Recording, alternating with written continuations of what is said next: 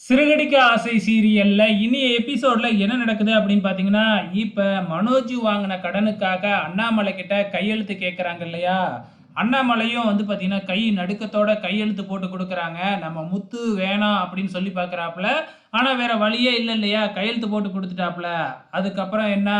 அந்த பத்திரத்த வாங்கிக்கிட்டு வெளியில போயிட்டு, நான் மறுபடியும் ஒரு தடவ சொல்றேன். நான் சொன்ன டேட்டுக்குள்ள நீங்க காச குடுக்கலன்னா, இந்த வீட்ல இருந்து ஒருத்தர தூக்குறது உறுதி அப்படிங்கிற மாதிரி மிரட்டிட்டு போறாப்புல.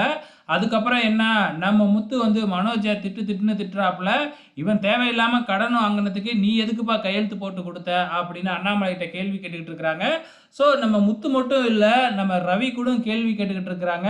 உடனே மனோஜ் இருந்துகிட்டே, பேசாம எனக்கு தேவையான சொத்த பிரிச்சு குடுத்துருங்க. எதா இருந்தாலும் நானே பார்த்துக்கிறேன் அப்படிங்கிற மாதிரி சொல்ல, என்னது சொத்த பிரிக்கணுமா? அப்படின்னு முத்துவுக்கு கோவம் வந்து மனோஜ போட்டு பொல பொலன்னு பொளக்குறாங்க.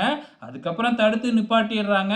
ஸோ அதுக்கப்புறம் விஜயா என்ன செய்றாங்க அப்படின்னு பார்த்தீங்கன்னா, விஜயாவும் வந்து பார்த்தீங்கன்னா, இந்த முறை வந்து நம்ம மனோஜுக்கு ஆப்போசிட்டா தான் இருக்கிறாங்க. ஸோ நீ கடன வாங்கிட்டு அத எப்புட்றா இந்த வீட்ட நீ வித்தரலான்னு பார்க்குறியா? பிரிக்கலான்னு பார்க்குறியா? இது வந்து என்னோட வீடு.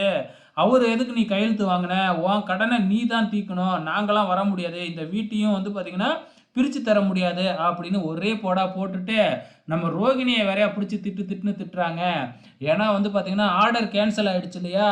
அதனால வந்து பார்த்தீங்கன்னா, இவ அந்த ஆர்டர புடிச்சதுனால தான் கேன்சல் ஆயிடுச்சு அப்படின்னு மறுபடியும் ரோகிணி மேல வள்ளு வள்ளுன்னு விழ ஆரம்பிக்கிறாங்க நம்ம விஜயா. ஸோ இதுக்கப்புறம் என்ன நடக்குது அப்படின்னு பார்த்தீங்கன்னா, நைட் டைம்ல வந்து முத்து, மீனாவும் பேசிக்கிட்டு இருக்கும்பொழுது, அண்ணாமலை தூக்கம் வராம வந்து உட்கார்றாப்புல. வெளியில ஹால்ல வந்து சோபாவுல உட்கார்றத பார்த்துட்டு, நம்ம முத்துவுக்கு ரொம்ப கஷ்டமாயிடுது. அதுக்கப்புறம் "ஏன்பா இப்படி வந்து உட்காந்துருக்கீங்க?" அப்படின்னு கேட்டா, "தூக்கம் வரல. அதனால தான் இங்க வந்து உட்காந்துருக்கேன்" அப்படின்னு அண்ணாமலை சொல்ல, உடனே முத்து ஏதேதோ பேசி சமாதானப்படுத்தி உள்ளார அனுப்பி வச்சர்றாப்புல. உள்ளார போனதுக்கு அப்புறம் மனோஜ் ரூம போய் கதவ தட்டி மனோஜ வெளியில வர வச்சு, திருப்பியும் சாத்து சாத்துன்னு சாத்துறாப்புல.